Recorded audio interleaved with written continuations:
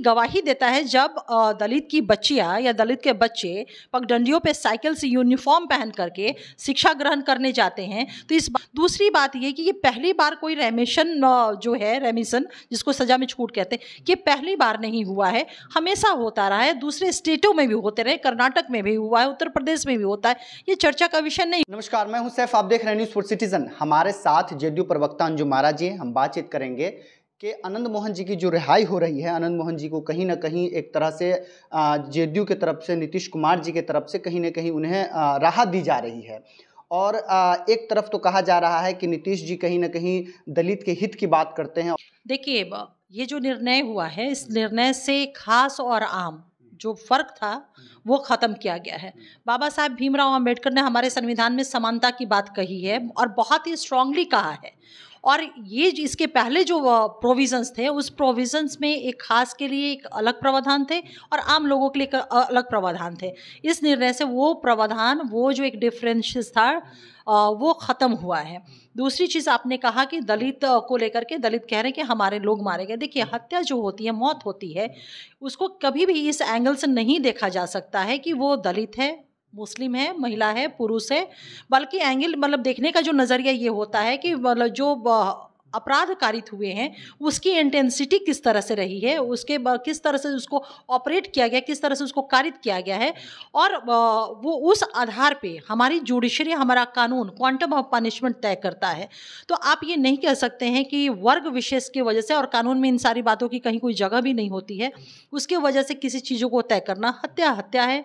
302 के मामले हुए हैं तो चाहे वो कोई भी जाए, वो मौत होती है और कानून उस दिशा में अपना काम करता है। तो इसीलिए दलित कहीं ना कहीं अपने आप को देख रहा है कि कहीं नीतीश जी मानते हैं कि हम दलित के हितैषी है, लेकिन दलित के हित में काम नहीं किया गया है, दलितों का मानना है। देखिए, आप कह रहे हैं कि वो मानते हैं हितैषी हैं, बल्कि ये पूरा देश मानता है कि नीतीश कुमार जी ने 2005 के बाद से, जब बिहार की जनता ने अपना आशीर्वाद दिया, तो उन्होंने एक बात कही थी कि न्याय के साथ सबका विकास करूंगा। ये जो उनका कमिटमेंट है वो आज हम लोग को दिख रहा है।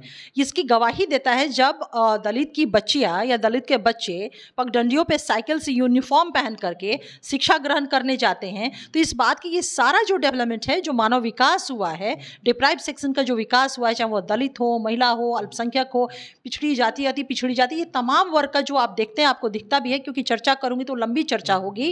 वो इस बात की बहुत बड़ी गवाही और तस्दीक करते हैं कि नीतीश कुमार जी ने उस वंचित समाज के लिए, दलित समाज के लिए, पिछड़ा अति पिछड़ा समाज के लिए, तमाम वर्गों के लिए, शोषित समाज के लिए उन्होंने काम किया, उन्हें विकास की मुख्य धारा से जोड़ा है। ये कहने वाली बात नहीं, बल्कि ये प्रूफ्ड बात है, ये प्रूफन हो चुके हैं, ये साबित किया हुआ चीज़ें हैं। और नीतीश कुमार जी, देखिए, ये कहना कि इससे दलित विरोधी, आप बिल्कुल नहीं, मैं वही कहती हूँ, बाबा साहेब भीमराव अंबेडकर की जो समानता की बात है हमारे संविधान में है, उसको उन्होंने कहीं ना कहीं उसको लागू किया, उसको लाया है। ऐसा माना जा रहा है कि आप लोग अनंत मोहन की रिहाई को लेकर के कहीं ना कहीं जो राजपूत समाज के और भी जो बड़े समाज के तबके हैं, उनको कहीं ना कहीं वोट के माध्यम से आप साधने की कोशिश कर रही हैं। चीज़ आप जान लीजिए, हमारे आदरणीय नेता श्री नीतीश कुमार जी, उन्होंने कभी भी, इतने वर्षों से आपने देखा होगा, कभी भी उन्होंने वोट की चिंता नहीं की। उन्होंने हमेशा वोटरों की चिंता की और उन्होंने विकास, बिहार को विकासशील बिहार से विकसित बिहार बनाने के लिए वो लगातार काम कर रहे हैं। वोट की चिंता वो करें ना जिनके पास कोई काम नहीं है, जिनको जनता के इशू से कोई मतलब नहीं है। आज देश में महंगाई चरम पे है, उसकी कहीं कोई चर्चा नहीं। बेरोजगारी चरम पे है, उसकी कोई चर्चा नहीं। विमेन सिक्योरिटी अपने आप एक बहुत बड़ा मसला है इस मुल्क के सामने, उसकी कहीं कोई चर्चा नहीं। संघीय ढांचे पे प्रहार हो रहा है, उसका कहीं कोई डिस्कशन, डिबेट नहीं है। संविधान के प्रावधानों के विपरीत निर्णय हो रहे हैं, उसका कहीं कोई चर्चा नहीं है। हमारे नेता नीतीश कुमार जी आवाम की जो इशूज़ है, उस इशू से जुड़ करके वो काम करते हैं और जनता को तय करना होता है कि उन्हें किस तरह का निर्णय लेना है। और हम देखते हैं कि हम लोग का सौभाग्य है कि हमारे नेता नीतीश कुमार जी के ऊपर जिस तरह से बिहार की जनता लगातार 17-18 वर्षों से विश्वास करती रही है, अपना पूरा आशीर्वाद देती रही है, पूर्ण बहुमत में उनके नेतृत्व की सरकार बनाती रही है, इस बात की गवाही है कि जो डिप्राइव सेक्शन के लोग हैं या समाज के तमाम वर्ग के लोग हैं, नीतीश कुमार जी के लीडरशिप में, उनके कामों में पूरी तरह से यकीन रखते, पूरी तरह से विश्वास रखते हैं। कैसे देखती हैं आनंद मोहन की रिहाई को आप? बिल्कुल, मैं in accordance with legal provision या लॉ के दायरे में ही मैं देखती हूँ कि जो उनको मिला है सज़ा में छूट, एक अफ़सोस, थोड़ा-सा दुःख ये लगता है कि व्यक्ति विशेष को नहीं बल्कि 27 लोगों को इस सज़ा में छूट मिली है। दूसरी बात ये कि ये पहली बार कोई जो है रेमिशन जिसको सज़ा में छूट कहते हैं, ये पहली बार नहीं हुआ है, हमेशा होता रहा है, दूसरे स्टेटों में भी होते रहे, कर्नाटक में भी हुआ है, उत्तर प्रदेश में भी होता है, ये चर्चा का विषय नहीं होता है। मुझे लगता है कि चुनावी वर्ष है, चुनाव बहुत नज़दीक है, विपक्ष को एक कहीं न कहीं इस चीज़ को चुनावी अपनी ज़मीन तलाशने की वो तैयार कर रहे हैं, या हमारे नेता की वो कहीं न कहीं वो छवि को चाहते हैं कि कहीं मतलब एक वो कोशिश कर रहे हैं कि वो कहीं परेशान करने की। लेकिन ये कंप्लीट जो मामला है वो लीगल व्यू से देखना चाहिए। रेमिशन बोर्ड बना है, वो गुजरात जैसा तो यहाँ हुआ नहीं है कि गुजरात में जिस तरह से रेमिशन जो बोर्ड का गठन हुआ था, भाजपा की सरकार की किस बेशर्मी के साथ वहाँ के माननीय विधायक को उस बोर्ड में मेंबर रखा। हमारे यहाँ बताइए रेमिशन बोर्ड में कौन हमारे दल के लोग हैं? कोई भी नहीं है। दूसरी चीज़ है कि जिस तरह से गुजरात वाले मामले में सज़ा में छूट मिली, उन 11 दुष्कर्मियों को छोड़ा गया, रिहा किया गया, उन लोगों को फूलमाला के साथ स्वागत किया गया।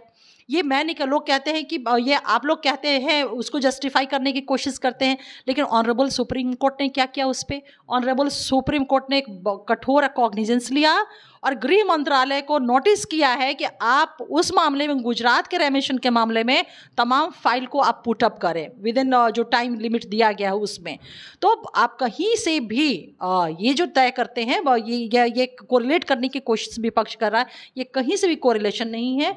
ये जो 27 बंदी हमारे छूटे हैं, बिल्कुल इन अकॉर्डेंस विथ लॉ, संविधान सम्मत ये है, इसमें कहीं कोई ये बट किंतु परंतु नहीं है। आपको बता दें कि जो प्रशासनिक सेवा के अधिकारी हैं वो सब एक यूनियन के आधार पर वो लोग बिहार सरकार को एक लेटर भेजे हैं, और लेटर ये भेजे हैं कि ये कहीं ना कहीं समाज में गलत संदेश जाएगा। देखिए, हमारे देश में हमारा देश जो है लोकतांत्रिक व्यवस्था से चलता है, हमारा देश संवैधानिक व्यवस्था से चलता है, और संविधान में being a citizen of India सभी को राइट, अधिकार है और कर्तव्य है। तो हर व्यक्ति को या हर एसोसिएशन को या हर इंस्टीट्यूशन को अगर प्रिस्क्राइब्ड राइट है तो, और लगता है उसको, तो वो अपने अधिकारों का वो इस्तेमाल करता है। लगता है अगर इस एसोसिएशन को लगता है कि अपनी बात हमको कहनी है, तो ये उनके अधिकार के पेरिफेरी में आता है, वो अपने अधिकार के इस्तेमाल किए हैं। लेकिन देखने वाली बात ये है कि निश्चित रूप से ये जो निर्णय हुआ है बिल्कुल विधि सम्मत है, इन अकॉर्डेंस विथ लॉ है, लॉ के प्रोविज़न के अनुरूप है, और ये पहली बार नहीं, इसके पहले भी हुए हैं, और ये पहला स्टेट नहीं बल्कि अनेकों ऐसे राज्य हैं जहाँ पे रेमिशन सजा में छूट दी जाती है। दूसरी बात, ये कोई व्यक्ति विशेष का मामला नहीं, बल्कि 27 लोग इस निर्णय से बाहर उनको रिहा किया गया है। चलिए, बहुत बहुत शुक्रिया। ये थे हमारे साथ जेडीयू के प्रवक्ता अंजुम आरा जी, इन्होंने क्या कुछ कहा इस वीडियो के माध्यम से। देखिए, जब तक के लिए शुक्रिया। जय।